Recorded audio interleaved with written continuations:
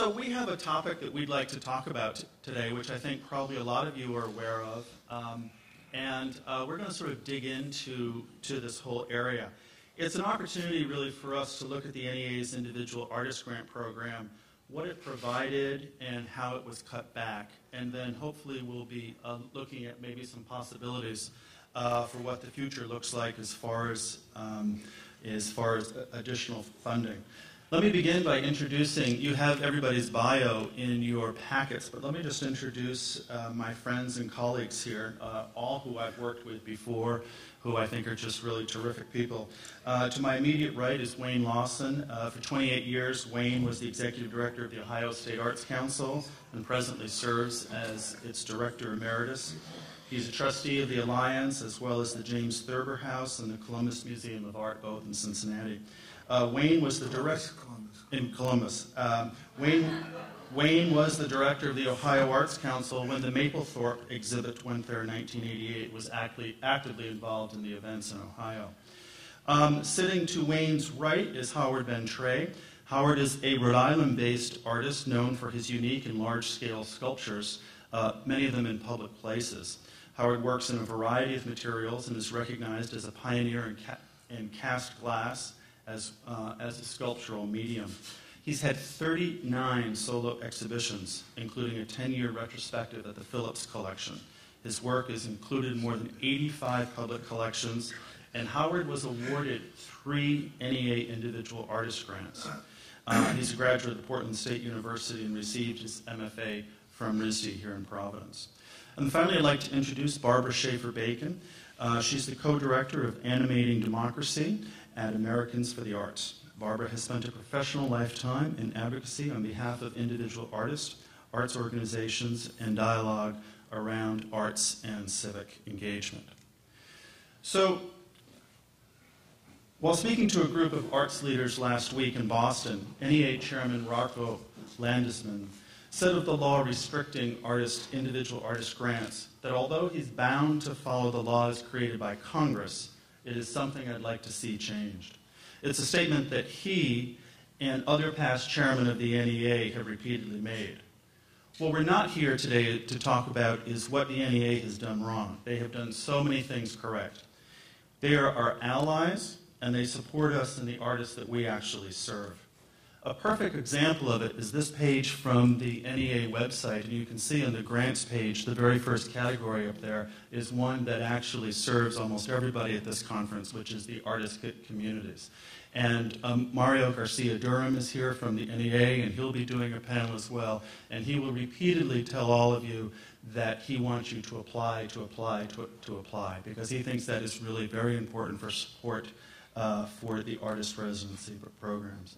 And in fact, the NEA over the years has offered hundreds of millions of dollars in support. In fact, the NEA today is in one of its strongest financial positions, presently with a budget of $167 million. Since everyone here is involved in artist residencies and giving direct support to artists, the purpose of our panel today is to remind us about the saga of the NEA individual artist grants, their value, and where things stand today. Now, I know that many of you in the audience were active participants in what was known as the culture wars of the late 1980s and the early 1990s, and I hope that you will share your experiences when we open things up for questions or throughout the conference over the next several days. So just taking a little step back, we could, the NEA and national funding for the arts really can can be traced back for over a century, but clearly it was in 1964 that the NEA was actually created. Lyndon Johnson was president. And what's interesting is that his quote at the time was that, "Nor should any government seek to restrict the freedom of the artist to pursue his own goals in his own way." Individual artist grants were awarded continuously from 1967 to 1997. Grants were made to artists directly by the NEA after a peer panel review or re-granted through individual organizations. They allowed artists to make new work and created the opportunity in many cases for them to survive. Decisions were usually based upon the merit of the individual's artist work, and many, many major artists were supported as a result of these individual grants. The grants could have ranged from $500 to over $30,000. Thousands of those grants were awarded in that particular period. Over the years, many great American writers have received the awards, such as Raymond Carver, the American short story writer and poet; Grace Paley, who is an American short story writer, poet, teacher, and political activist; Annie Dillard, a Pulitzer Prize-winning American author, best known for her narrative nonfiction; Donald Judd, a minimalist artist who brought autonomy and clarity for the constructed object and the space created by it. Displayed throughout the world, his work achieves a rigorously democratic presentation without compositional hierarchy. Richard Serra received an award, an American sculptor and video artist known for working with large-scale assemblies of sheet metal. Solomon Lewitt was an American artist linked to various movements, including conceptual art and minimalism. He rose to fame in the late 1960s with his wall drawings and structures. And even, in fact, Howard Bentry, who's here on the panel today, Howard joins us this morning, and as I said, he is the recipient of 3 separate NEA awards. Others who have received them include Laurie Anderson, an American experimental performance artist and musician, plays violins, keyboards, and sings in a variety of experimental music. And it wasn't just in the visual arts and the writers as well, of course. Alvin Ailey was an American choreographer who founded the Alvin Ailey American Dance Theater in New York. He's credited with popularizing modern dance and revolutionizing African-American participation in the 20th century concert dance. Mark Morris is an American dancer, choreographer, and director whose work is acclaimed for its craftsmanship, ingenuity, humor, and at times eclectic musical accompaniments. Mark is popular among dance aficionados, the music world, as well as mainstream audiences. That's just a sampling of the many people who've received the awards over the years. But things began to change, actually, in the early 1980s. In 1981, the country swore in a president who had stated in the campaign that he would abolish the NEA. Throughout the first half of that decade, various commissions were created to examine the NEA's future and its role in the federal government. But funding continued through the 1980s, and it was a successful time for many artists. Museums mounted great exhibitions, and blockbusters drew huge crowds. By 1988, funding for individual artists at the NEA reached its highest level, $10.5 million. By the end of the decade, hundreds of individual artist awards had been made. But in the spring of 1989, things began to change. It all seemed to begin in the southern North Carolina town of Winston-Salem. In April 1989, the Southeastern Center for Contemporary Art in Winston-Salem, North Carolina, organized an exhibition of works by artists who had won their awards in the visual arts. The awards had been made for many years. The exhibit containing these awards was scheduled to go to 3 American cities. The exhibit included a 60 by 40-inch 1987 photograph by Andre Serrano entitled Piss Christ. The image depicted a golden haze in which a 13-inch plastic and wood crucifix was immersed in a vat of Serrano's urine. Serrano was one of the 9 artists whose work was selected for the exhibit from 500 applicants. The Southeastern Center for Contemporary Art had received a $30,000 grant from the NEA to support the exhibition. It had also received funds from the Ford and Rockefeller Foundations, as well as private and corporate donors.